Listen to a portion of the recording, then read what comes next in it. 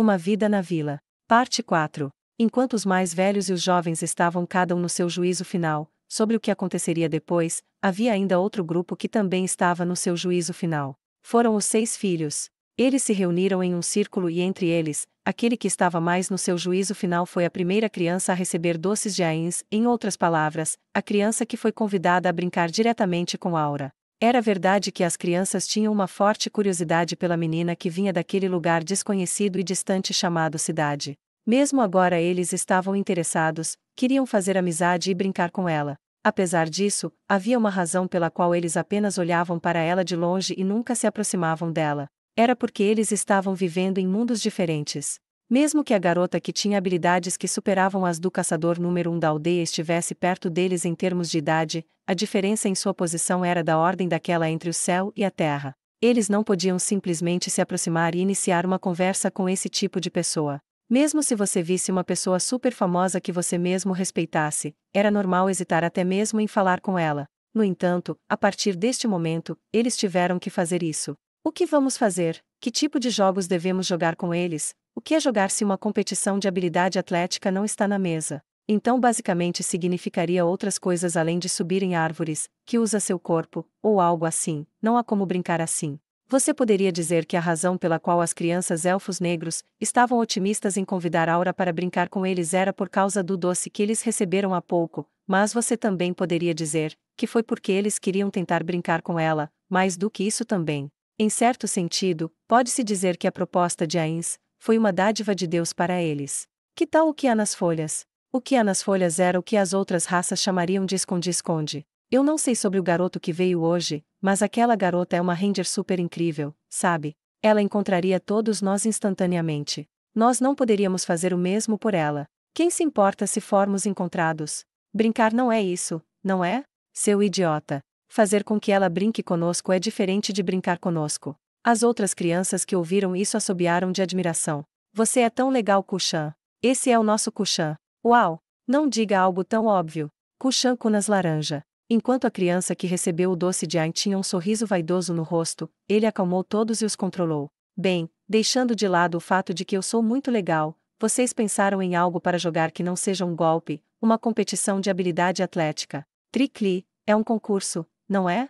Entre as crianças que estavam murmurando profundamente pensativas, uma das meninas mais velhas perguntou: bem, se é assim, não podemos simplesmente fazer com que eles nos ensinem os jogos que eles jogam na cidade. Aya. Depois que Kuna soltou um suspiro exagerado, ele respondeu a queima-roupa: seu idiota. O que você quer dizer com idiota? O quê? Você está louco. Se você se lembra do que ele disse, chamá-lo de idiota seria apropriado. Ele disse para deixá-los tocar algo que não pode ser tocado na cidade, algo que só pode ser tocado nesta aldeia, não é? Não me diga que você já esqueceu? Ele disse isso.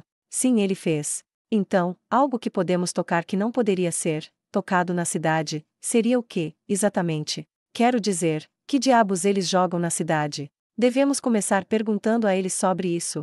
Algo único para a aldeia, ir para a floresta, então. Pare com isso. Ao ouvir a sugestão de uma pessoa, Kunas tinha uma expressão severa no rosto. Não é como se vocês não soubessem o que aconteceu com Arkun, certo? Todos ficaram em silêncio. Entre eles, a criança que havia feito a proposta, empalideceu. Era relativamente seguro dentro da vila, mas as áreas ao redor eram diferentes. Se as crianças fossem para a floresta para brincar sozinhas, o perigo cairia sobre elas. Certamente, eles podem ficar bem se fosse apenas uma ou duas vezes. No entanto, essa sorte não duraria para sempre. As crianças que nunca mais voltam existiam, e os adultos não faziam nada a respeito. Eles nem faziam as coisas mais simples, como ficar de olho nas reuniões de crianças, ou amarrar uma longa corda nas crianças. Mesmo que houvesse quem nunca voltasse, era considerado um sacrifício necessário por violar as instruções dos adultos e se expor ao perigo como resultado. Se eles pudessem ensinar as outras crianças sobre a periculosidade da floresta através da morte de uma criança, isso não seria considerado uma perda substancial. Ao contrário, a ideia de crescerem sem conhecer os perigos das florestas era mais assustadora. Na verdade, não havia um único adulto nesta aldeia que não tivesse um amigo de infância que se tornasse vítima da floresta. Por isso, tinham muito medo da floresta. Sendo vigilantes, eles foram capazes de viver suas vidas nesta aldeia. Era isso que significava viver nesta floresta. Eu sei que você está pensando essa garota é uma ranger com habilidades notáveis, então é mais seguro ir para a floresta com ela do que com os adultos. Mas, é muito perigoso para nós. Pegue Iris como exemplo, Kunas apontou para a menor criança do grupo. Nossa força física e outras coisas são totalmente diferentes, certo? No mínimo, você tem que ser capaz de subir em uma árvore imediatamente. Então, o que fazemos então? Foi aí que eles finalmente acabaram. Então acho que temos que perguntar a esses dois o que eles fazem para se divertir na cidade. Quero dizer, que tipo de lugar é uma cidade? Há mais árvores do que aqui, você acha? Está tão cheio de caça selvagem que a garota pode se tornar uma incrível ranger. Depois que as crianças trocaram olhares, elas naturalmente olharam para Kunas. Com um olhar de triunfo no rosto, Kunas respondeu: Eu ouvi toda a história dos adultos que foram caçar com ela. Essa é a nossa Kushan. Você é incrível. Você realmente é incrível, Kushan.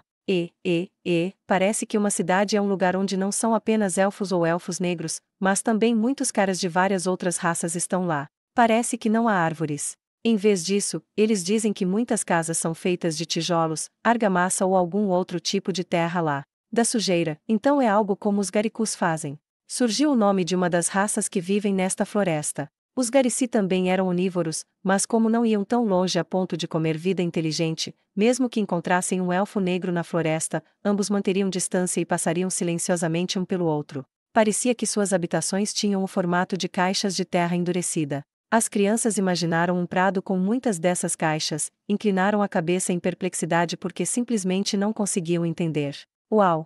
Eles vieram de um lugar que é meio incrível. Eu meio que sinto que quero ouvir mais sobre a cidade. Mesmo se perguntássemos sobre isso, poderia ser algo que eles jogaram mesmo na cidade, então o número de jogos que preparamos simplesmente diminuiria, não é? Ou seja, teremos que preparar vários jogos para jogar, não é? Argue. Mais uma vez, as crianças refletiram. Realmente foi difícil. Espere aí, e quanto à casinha? A menor garota murmurou. Os três meninos mais velhos pareciam um pouco relutantes. Como seria de esperar, eles provavelmente queriam dizer que já haviam superado esse tipo de jogo. No entanto, apenas Kunas parecia pensar que poderia não ser uma ideia tão ruim. Certamente, se fosse casinha, não seria uma competição de habilidade atlética ou algo assim, seria. Não, tudo menos isso. Mas não é algo que só pode ser jogado na floresta, não é?